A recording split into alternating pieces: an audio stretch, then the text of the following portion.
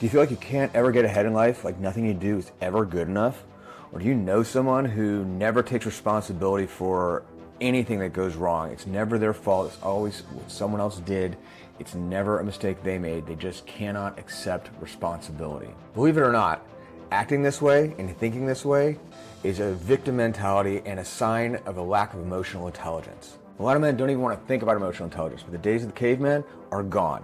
You got to be smarter, you got to adapt and overcome, and that means new ways of learning to do things. That's why old school tough guys and alpha males only get so far, because in the end, they don't have emotional intelligence, and that's what holds them back from really achieving the goals they want. Before becoming a life coach, I spent 14 years as a bartender, and I've seen every kind of human interaction you can imagine. I've seen what works and what doesn't, and I can tell you most men don't have a clue. They don't know why they succeed, and they don't know why they fail, and they don't even know the right questions to ask. But the good news is, with a little hard work, you can learn these skills and gain an advantage that no one can take away from you. By the way, there's a link below. You can schedule an appointment to talk to me personally about learning these skills, but let's get into it. Now, if you think emotional intelligence isn't for men, then you're missing out on a crucial skill that's holding you back in life. Men with high emotional intelligence have better, longer lasting relationships, more satisfied partners, better relationship with their kids, and longer, deeper, more meaningful friendships. More than that, men with emotional intelligence do better in their careers. They earn more money, they have better retention amongst their staffs, they're better leaders, and sales reps earn 50% more than their peers. High emotional intelligence is linked to better mental and physical health. You feel better, you got lower stress, less anxiety. It's an all-around win. I know what you're thinking.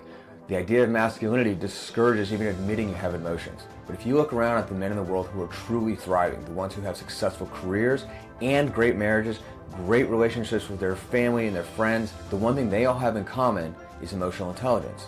Now, you might see men thriving in one area or another, but not have it all.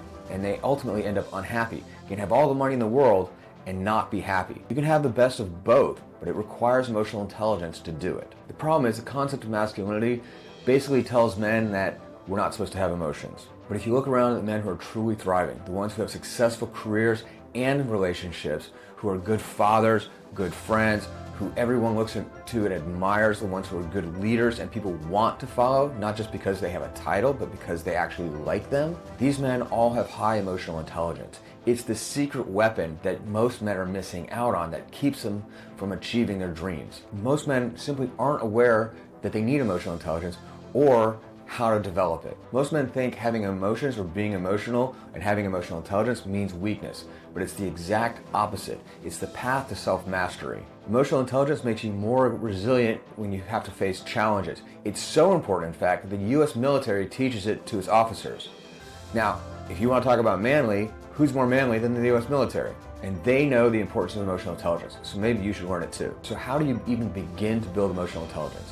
Well, the first thing is becoming self-aware. You have to admit that you have emotions and you have to become aware of what they are. I always recommend journaling and meditation as good places to start. Another key is just being able to know what emotions you're having.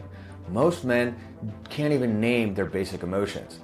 They're either happy or they're angry. That's it. There's really nothing else. And the fact is our emotions are more nuanced than that. So you need to learn to recognize your emotions and figure out what they are exactly instead of just lumping them into one of two things. It takes real maturity to recognize that you need to make changes, and it takes courage to actually take the steps to make those changes. That's why most men will never learn these skills, because they can't even admit to themselves that they need to do the work. That's why I became a life coach. I've been through this journey myself, and it took me years to get here, and I want to shorten it for the men around me. I want to help men live more meaningful, fulfilling, and successful lives.